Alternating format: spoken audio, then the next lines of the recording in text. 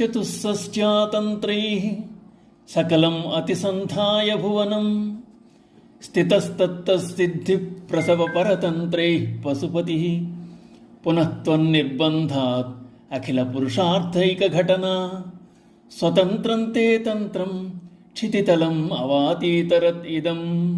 ప్రస్తుత శ్లోకంలో శ్రీ విద్య ఆవిర్భావాన్ని గురించి వివరిస్తున్నారు శంకర భగవత్పాదులు. పశుపతి అయిన శివుడు 64 మహామాయా తంత్రములు వెల్లడించి ప్రపంచాన్ని మోహంలో పడేసి తాను మాత్రం నిశ్చలంగా ఉన్నాడు. తంత్రాలు మోక్షం ఇవ్వవని, అవి జీవులను లౌకిక బంధాల్లో పడవేస్తాయని తలచిన అమ్మ మోక్షంతో పాటు అర్ధకామాలు కూడా అవసరమే అని భావించింది. అమ్మ ఉపాసకులకు ఇహపరాలు రెండూ కావాలి కనుక అలాంటి తంత్రం తయారు చేయండి అని ఈశ్వరుణ్ణి అడిగింది. చేయాల్సిందే అని పట్టుపట్టింది. అమ్మ అలా పోరి చేయిస్తే వచ్చిందే శ్రీ విద్య. వేద సమ్మతమైన శ్రీ విద్యా తంత్రాన్ని పరమాత్మ దక్షిణామూర్తి రూపంలో అందరికీ అందుబాటులోకి తెచ్చాడు.